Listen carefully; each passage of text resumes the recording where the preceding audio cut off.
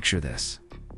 A quiet new girl walks into her first day at a prestigious high school, hoping to blend in and start fresh. But when the queen bee and her ruthless crew decide to humiliate her with scissors aimed at her beautiful long hair, they have no idea they're about to unleash a whirlwind of perfectly executed kicks and lightning-fast strikes. This shy teenager harbors a devastating secret that will send shockwaves through the entire school system and expose a web of corruption that reaches the highest levels of power. Get ready for a tale of hidden strength, explosive justice, and the kind of satisfying revenge that will leave you cheering out loud. Before we jump back in, tell us where you're tuning in from, and if this story touches you, make sure you're subscribed, because tomorrow, I've saved something extra special for you. The morning sun cast long shadows across the pristine campus of Riverside High School in Millbrook, North Carolina, as Maya Chen clutched her worn backpack straps and took her first tentative steps through the grand entrance. The building loomed before her like a fortress of red brick and gleaming windows, its manicured lawns and polished hallways screaming of privilege and tradition.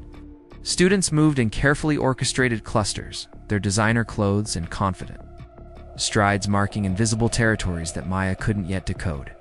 At 17, with her silky black hair cascading down to her waist and her tendency to keep her eyes downcast, she looked more like a lost sparrow than someone who belonged in this world of southern elegance and social hierarchy.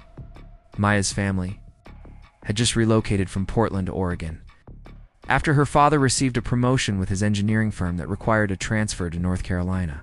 The move had been sudden, leaving Maya little time to process the upheaval of leaving behind her friends, her familiar neighborhood, and most importantly, the dojo where she had spent countless hours perfecting her craft. Master Kim's Taekwondo Academy had been her sanctuary for 8 years, a place where her quiet demeanor transformed into focused power and graceful precision. She had earned her black belt at 15, competing in state championships and earning recognition that felt like a lifetime ago, that Maya felt like a different person entirely, someone confident and strong who could face any challenge with unwavering determination. Now, as she navigated the maze of lockers and trophy cases that lined Riverside High's corridors, Maya felt more like the awkward middle schooler she had once been before martial arts gave her purpose. Her parents, Dr. James Chen, and nurse practitioner Linda Chen, had been so consumed with establishing their new practices in Millbrook that they barely noticed their daughter's anxiety about starting over. They assumed they're accomplished. Disciplined daughter would adapt seamlessly to her new environment, just as she had excelled at everything else she set her mind to. The first period bell chimed with an elegant tone that even managed to sound expensive, and Maya fumbled with her schedule while trying to locate her AP history classroom. Students flowed around her like water around a stone, her conversations filled with references to weekend parties, college preparations, and social dramas that felt like a foreign language. She caught glimpses of designer handbags, the latest smartphones, and jewelry that probably cost more than her family's monthly grocery budget. Riverside High served the children of Millbrook's elite. From successful business owners to local politicians, and the atmosphere practically hummed with entitlement and expectation. Maya's homeroom teacher, Mrs. Patterson, introduced her to the class with a kind of polite enthusiasm that felt rehearsed and hollow. 28 pairs of eyes examined her like she was a specimen under a microscope, taking in her simple jeans, modest sweater, and the absence of any status symbols that might grant her immediate acceptance. She offered a small wave and managed a quiet hello before taking the empty seat in the back corner, grateful for the temporary refuge it provided. The morning classes blended together in a haze of introductions, syllabi, and the constant undercurrent of social evaluation that seemed to permeate every interaction. Maya's teachers were polished and professional, clearly accustomed to dealing with students whose parents expected nothing less than excellence.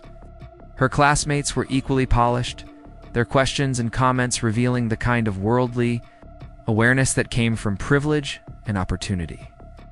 Maya found herself shrinking further into herself with each passing hour, her confidence eroding as she realized just how different this place was from her previous school.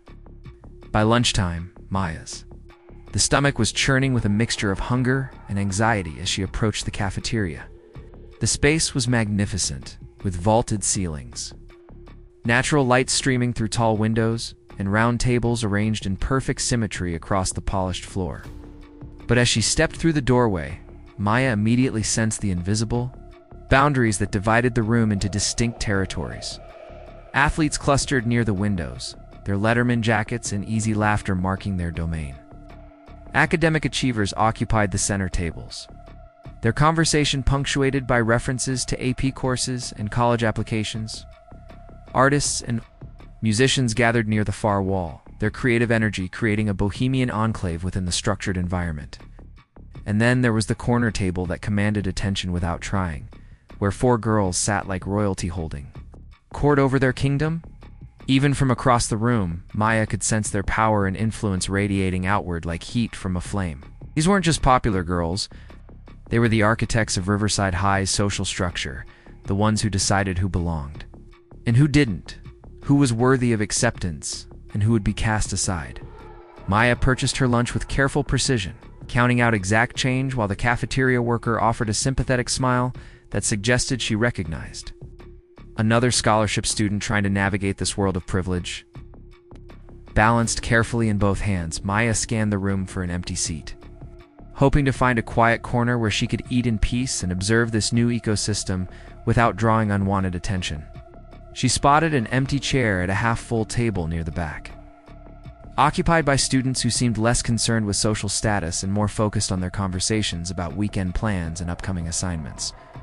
As Maya approached, she caught fragments of their discussion about the school's upcoming homecoming festivities, the stress of college applications, and complaints about the workload in advanced chemistry. These seemed like her people, students who prioritized academics and genuine friendships over the complex social maneuvering that characterized so much of high school life. Maya was just settling into her seat, finally beginning to relax for the first time all day, when she noticed the sudden shift in the cafeteria's atmosphere. Conversations quieted, heads turned, and an almost electric tension filled the air as 4 figures approached with the kind of deliberate confidence that commanded attention and demanded submission. The cafeteria's ambient chatter dissolved into whispers as Chloe Martinez made her entrance. Moving through the space like a predator who owned every inch of territory she surveyed. At 18, Chloe possessed the kind of calculated beauty that graced magazine covers and social media feeds. Her platinum blonde hair styled in perfect waves that caught the light just so, and her piercing blue eyes that seemed to evaluate everyone's worth in a single glance. Preparing and narrating this story took us a lot of time, so if you are enjoying it, subscribe to our channel. It means a lot to us. Now back to the story. She wore her designer clothes like armor, each piece carefully selected to project power and exclusivity. Behind her followed her carefully curated inner circle. 3 girls who had earned their positions through unwavering loyalty and their ability to execute Chloe's vision of social order with ruthless efficiency. Brittany Walsh walked to Chloe's immediate right, her auburn hair pulled back in a sleek ponytail that emphasized her sharp cheekbones and the kind of smile that never quite reached her eyes. As the daughter of Millbrook's most successful real estate developer, Brittany brought both financial backing and strategic thinking to their group. She specialized in gathering information, maintaining their social media presence, and ensuring that their influence extended far beyond the school walls into the broader community where their parents held sway. Madison Cooper flanked Chloe's left side, her honey-colored hair and deceptively sweet demeanor masking a calculating intelligence that made her particularly dangerous. Madison's father owned the largest law firm in 3 counties, and she had inherited his talent for finding weaknesses and exploiting them without mercy. Her specialty lay in psychological warfare, the subtle comments and perfectly timed social exclusions that could destroy reputations and self-esteem with surgical precision. Bringing up the rear was Kaylee Stone, whose jet black hair and edgy fashion sense gave her the appearance of being the group's rebel, though in reality, she was perhaps the most conformist of them all. Kaylee's mother served as the town's communications director, making Kaylee their expert in managing narratives and controlling how information flowed through both digital and traditional channels. She could make stories disappear or amplify them into scandals with equal skill. Together, they formed what the rest of Riverside High had dubbed the Court, a reference that spoke to both their royal treatment, their ability to pass judgment on anyone who dared to cross their path. They didn't just rule the school's social hierarchy. They had created it, establishing unwritten laws that governed everything from fashion choices to weekend social events. Their approval could elevate a student to popularity overnight, while their disapproval could result in social exile that followed victims long after graduation. Maya felt their approach before she saw them, the way conversations at nearby tables stuttered and died, replaced by the kind of tense anticipation that preceded either entertainment or disaster. She looked up from her barely touched sandwich, to find herself the focal point of 4 pairs of eyes that seemed to dissect her appearance, her posture, and her very existence with clinical detachment. The students at her table suddenly found their food intensely interesting, their eyes dropping to their trays as they desperately tried to avoid becoming collateral damage in whatever was about to unfold. Chloe's voice carried the kind of honeyed sweetness that immediately set Maya's nerves on edge, a tone she recognized from years of dealing with false friendliness that barely concealed underlying cruelty. The queen bee's opening words seemed welcoming enough on the surface, expressing concern for Maya's comfort and asking about her adjustment to Riverside High. But Maya could hear the subtle undertones that suggested this was less a genuine welcome and more an interrogation designed to establish dominance. The questions came in rapid succession, each one seemingly innocent but carefully crafted to expose Maya's outsider status. Where had she lived before? What did her parents do for work? Had she attended private school previously? Each answer Maya provided seemed to confirm what the court had already suspected. She didn't belong in their world of privilege and established connections. Her previous public school education, her parents' middle-class professions, and her obvious discomfort with their attention marked her as someone who had somehow infiltrated their exclusive domain without proper credentials. Brittany's contribution to the conversation focused on Maya's appearance, commenting on her hair with the kind of false admiration that felt more like evaluation than compliment. She reached out without permission to touch the silky strands, her fingers running through Maya's hair while making observations about its length, texture, and how much time it must require to maintain. The violation of personal space was deliberate, a power play designed to establish that Maya's bodily autonomy was secondary to their curiosity and entertainment. Madison's approach was more psychological, asking pointed questions about Maya's social life, her interests, and her plans for integrating into Riverside High's various activities and organizations.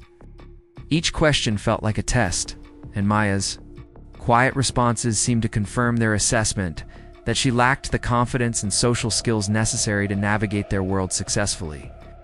Madison's follow-up comments subtly highlighted all the ways Maya's background differed from their own, emphasizing her outsider status with surgical precision.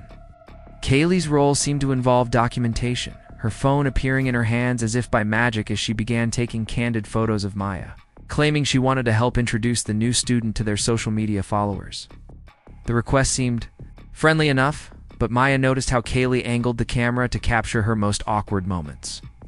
When she was mid-bite or caught off guard by a question, as their interrogation continued, Maya became increasingly aware that she was not just meeting the school's most popular students. She was being evaluated, processed, and categorized according to criteria she didn't fully understand. The courts.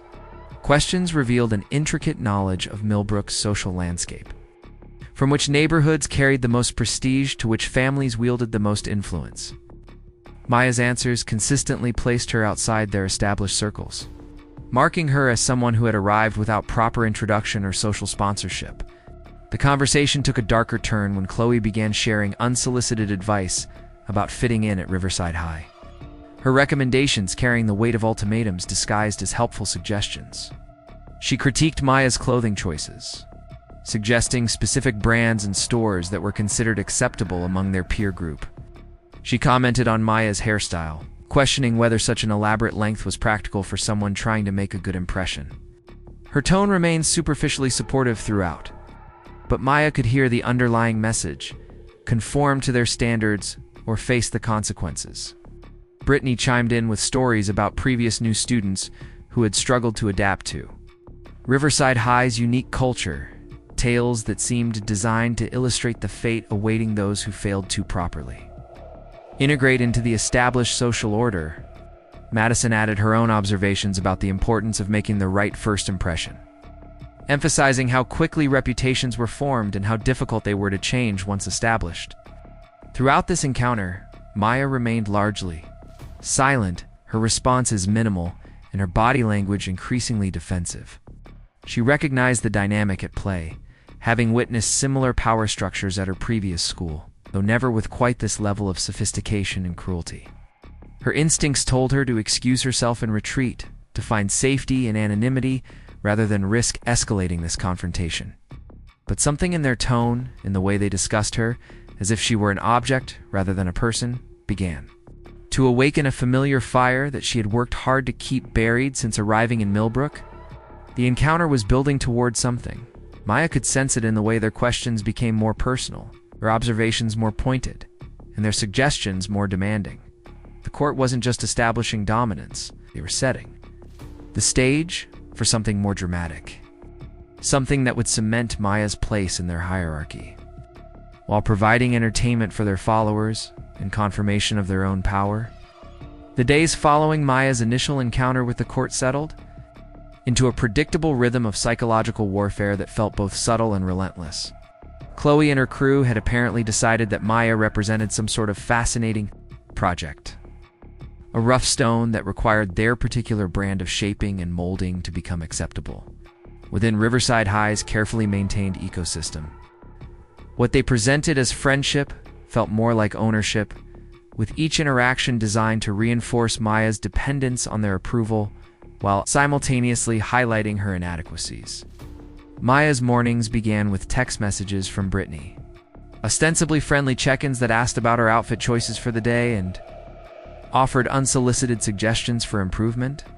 These messages arrived with clockwork precision at 7 in the morning, accompanied by links to online stores where Maya could purchase more appropriate clothing, accessories that would help her blend in better, and makeup tutorials that might address what Brittany diplomatically referred to as her natural look. The underlying message was clear. Maya's current appearance was insufficient and required constant modification to meet their standards. During classes, Maya found herself the subject of intense scrutiny from the court's extended network of followers and wannabes. Students she had never spoken to would approach her between periods with comments about her hair, her clothes, or her quiet demeanor.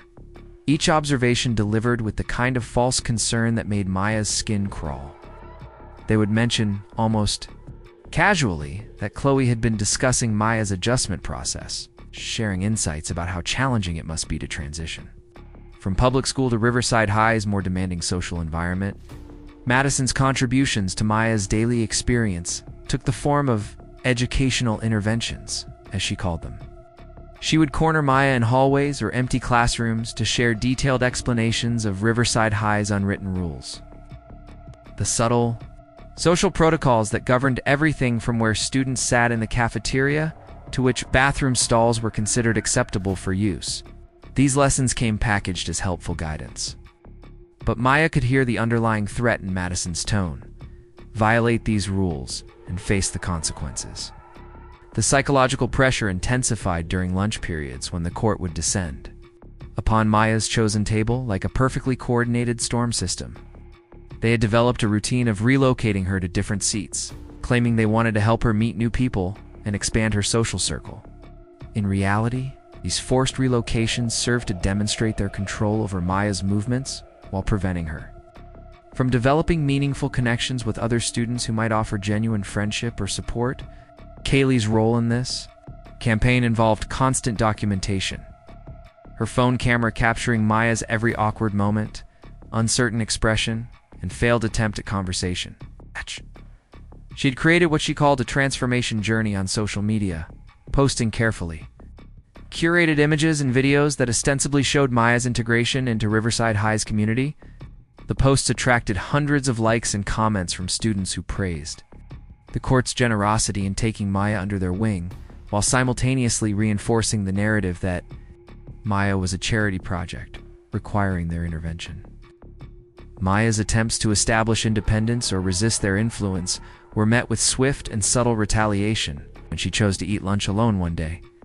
Preferring solitude to their suffocating attention, Brittany appeared with a concerned expression and loud voice that attracted attention from nearby tables. She expressed worry about Maya's antisocial behavior, wondering aloud whether Maya was experiencing depression or adjustment disorders that might require professional intervention. The performance was masterful, positioning Brittany as a caring friend while painting Maya as unstable and problematic. When Maya tried to join the school's debate team, hoping to find an activity where her intelligence might earn her genuine respect and connection, Madison appeared at the organizational meeting with news that the court had already discussed Maya's potential involvement. She suggested that debate might be too stressful for someone still adjusting to Riverside High's demanding environment, recommending instead that Maya consider less competitive activities that wouldn't add pressure to her already challenging transition period. The most insidious aspect of their campaign was how they had managed to isolate Maya from potential allies while maintaining the appearance of friendship and support. Other students, observing the court's apparent adoption of Maya, assumed she was under their protection and therefore off-limits for genuine friendship. Seeing what appeared to be popular students helping a new girl adjust, praised the court's inclusivity and leadership. Even Maya's parents, during their brief evening conversations, expressed relief that their daughter had found such helpful friends so quickly after their move. Maya's internal struggle intensified with each passing day as she felt herself being slowly suffocated by their attention while simultaneously becoming dependent on it. The court had successfully positioned themselves as her only social connection at Riverside High, making resistance feel like social suicide, while compliance felt like surrendering her identity. She found herself changing her clothes multiple times each morning, second-guessing every word before she spoke, and constantly monitoring her appearance and behavior for signs that might trigger their disapproval. The breaking point approached during Maya's third week at Riverside High, when the court's interventions began targeting the one aspect of her identity she had hoped to keep private. Her long black hair, which reached nearly to her waist, had become a particular focus of their attention. Chloe had begun making increasingly pointed comments about its impracticality, its unfashionable length, and its tendency to make Maya appear younger and less sophisticated than her peers. Brittany had started bringing hair magazines to their lunch table encounters, enthusiastically pointing out shorter styles that she claimed would better suit Maya's face shape and social position. She would hold up images of celebrities with shoulder-length cuts, explaining how modern hairstyles projected confidence and maturity, while long hair suggested childishness and an unwillingness to embrace change.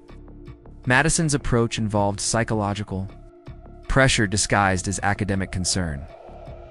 She began suggesting that Maya's hair was distracting in classroom settings, interfering with her ability to participate effectively in group discussions and collaborative projects.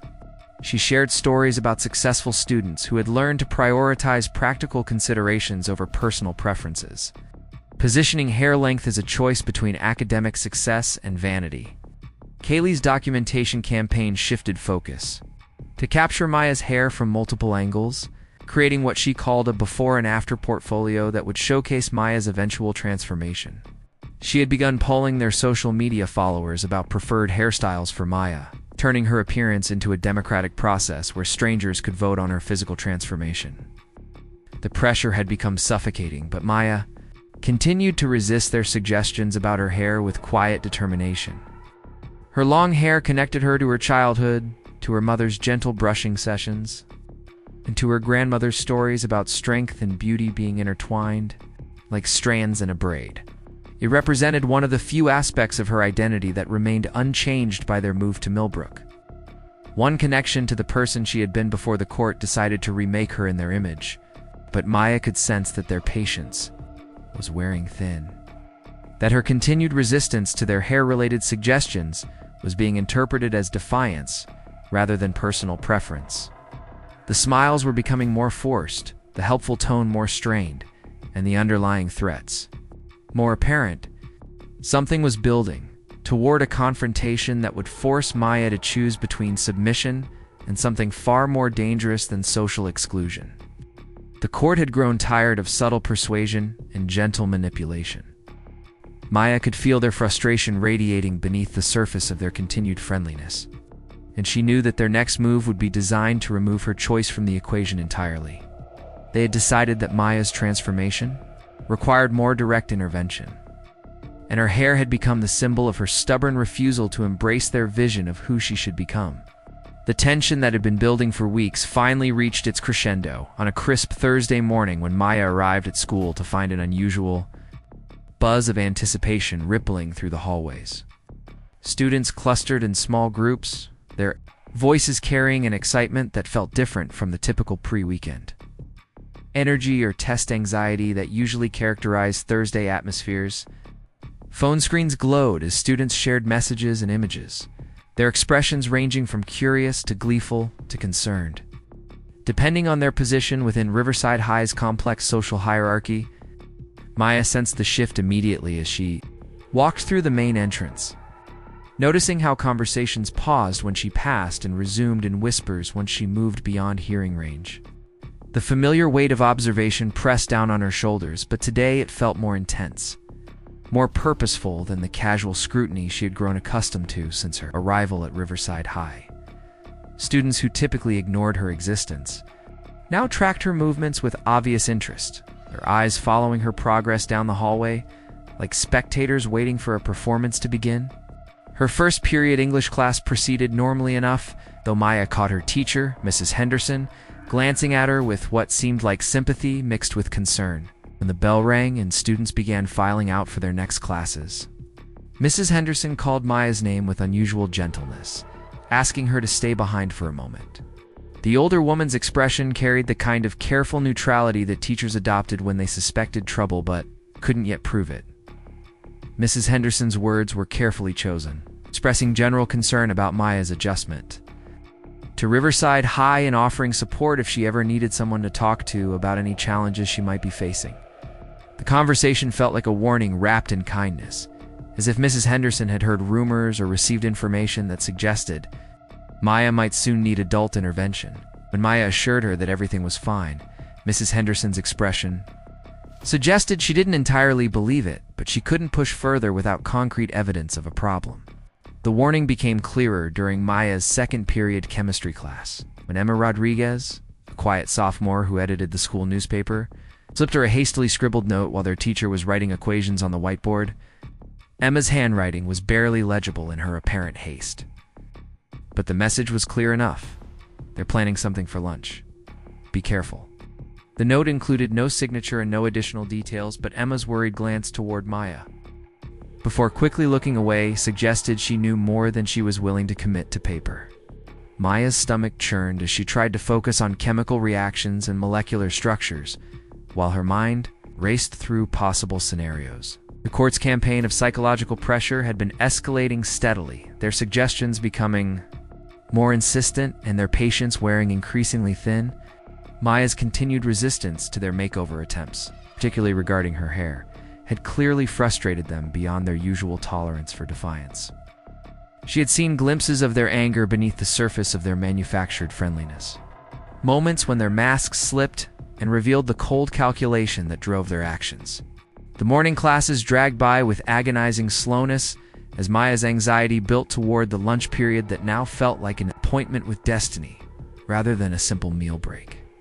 She considered various escape strategies, from eating in the library to claiming illness and asking to call her parents, but she knew that avoiding the confrontation would only delay the inevitable while potentially making the court's eventual retaliation even more severe. When the lunch bell finally rang, Maya gathered her belongings with deliberate slowness, hoping to let the initial rush of students clear the hallways before she made her way to the cafeteria. The strategy backfired when Kaylee appeared at her classroom door with a bright smile and an insistence that Maya shouldn't eat alone when they had saved her a special seat at their table. The invitation felt more like a summons, delivered with the kind of false enthusiasm that made Maya's skin crawl.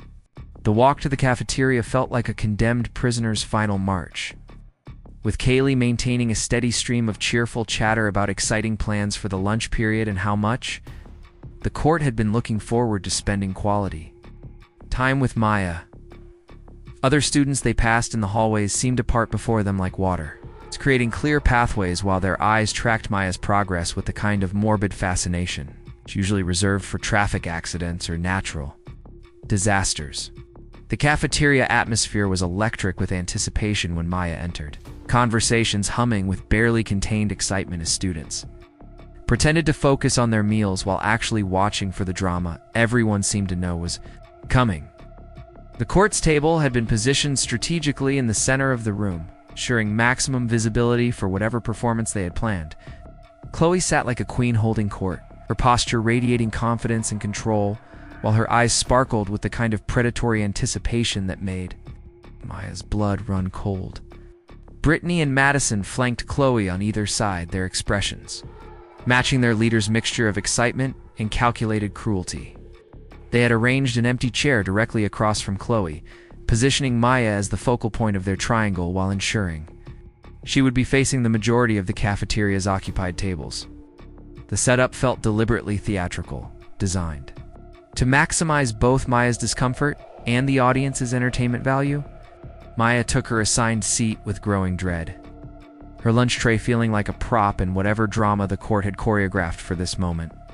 The conversation began innocuously enough, with Chloe expressing concern about Maya's apparent stress levels and wondering whether the pressure of adjusting to Riverside High might be affecting her ability to make good decisions about her appearance and social presentation. Critique that followed was delivered with surgical precision, each observation designed to highlight Maya's inadequacies while building toward their ultimate goal. Chloe spoke about the importance of first impressions, how new students only got one chance to establish themselves properly within Riverside High's social ecosystem. She mentioned specific examples of previous transfer students who had succeeded or failed based on their willingness to embrace the school's standards and expectations. Brittany contributed observations about modern beauty standards, explaining how successful teenagers understood the importance of staying current with fashion trends and grooming practices that projected confidence and sophistication. She pulled out her phone to show Maya examples of popular hairstyles, pointing out how shorter cuts conveyed maturity and social awareness, while longer styles suggested an unwillingness to grow and adapt. Madison's approach focused on practical considerations, discussing how Maya's current appearance might be limiting her opportunities for academic and social success. She suggested that teachers and classmates might be taking Maya less seriously because her styling choices projected immaturity and resistance to feedback from more experienced peers who were trying to help her succeed. The conversation built steadily toward its inevitable climax as the court's suggestions became more direct and their tone more insistent. They had apparently grown tired of subtle manipulation and gentle persuasion, deciding that Maya's transformation required more immediate intervention. Chloe reached into her designer handbag with deliberate ceremony, her movements slow and theatrical as she withdrew an object that made Maya's heart stop and her breath catch in her throat. The scissors gleamed under the cafeteria's fluorescent lighting, their silver blades reflecting the faces of watching students like mirrors designed to capture this moment of ultimate humiliation. Chloe held them with the reverence of a surgeon, preparing for a delicate operation, her smile widening as she saw the recognition and horror dawning in Maya's eyes. The cafeteria fell silent as students realized what they were witnessing. Phones appearing in hands, as if by magic, to document what promised to be either Maya's complete submission or her total destruction. The court had finally abandoned all pretense of friendship and support, revealing their true nature as predators who had been systematically breaking down Maya's defenses in preparation for this moment of absolute dominance. Maya's world narrowed to focus on those gleaming blades and the predatory satisfaction radiating from the court's faces as they savored her obvious fear and helplessness. This was their masterstroke, the culmination of weeks of psychological warfare designed to strip away her resistance and force her complete capitulation to their will. The cafeteria held its collective breath as Chloe rose from her seat with theatrical precision, scissors glinting like a weapon of social destruction in her perfectly manicured hand. Her voice carried across the silent space with venomous sweetness, as she announced her intention to help Maya achieve the sophisticated look that would finally make her worthy of Riverside High's standards. The watching students leaned forward in their seats, phones positioned to capture what they assumed would be Maya's ultimate humiliation and the court's triumphant assertion of absolute power. Maya remained perfectly still as Chloe approached, her dark eyes tracking every movement while something deep within her chest began to burn with a familiar fire she had kept buried for months.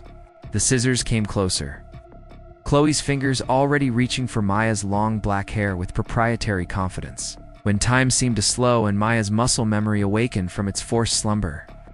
8 years of disciplined training, thousands of hours spent perfecting her craft, and the unwavering spirit Master Kim had cultivated within her suddenly blazed to life like a dormant volcano finally erupting.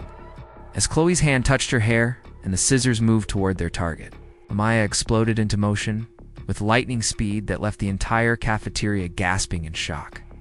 Her body flowed like water as she twisted away from Chloe's grasp, her right hand shooting up in a perfect block that sent the scissors flying across the room to clatter harmlessly against the far wall. The movement was so fluid and precise that for a moment, nobody could process what they had just witnessed. Chloe stumbled backward, her face contorting from confident superiority to stunned disbelief as Maya rose from her chair with the controlled grace of a predator finally revealing its true nature. The transformation was breathtaking. Gone was the timid new girl who had endured weeks of psychological torture, placed by someone whose every movement radiated deadly competence and absolute confidence. Maya's voice, when she finally spoke, carried the quiet authority of someone who had never truly been helpless, only choosing to remain hidden. Brittany, recovering from her shock faster than the others, lunged forward with a shriek of rage, her hands reaching for Maya's face in a wild attempt to restore their dominance through sheer aggression. Maya's response was devastatingly beautiful in its simplicity, a perfect sidekick that caught Brittany in the solar plexus with precisely calculated force, sending her flying backward to crash into an empty table with a thunderous impact that reverberated through the silent cafeteria. Madison and Kaylee attacked simultaneously, a coordinated assault suggesting they had planned for the possibility of resistance. But they had never encountered anything like the storm they now faced. Maya moved between them like a dancer, her hands and feet flowing in combinations that seemed almost choreographed in their deadly elegance.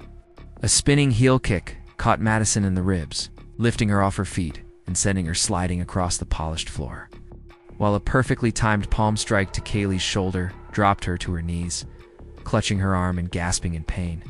The entire sequence lasted less than 30 seconds, but its impact on the cafeteria's atmosphere was seismic.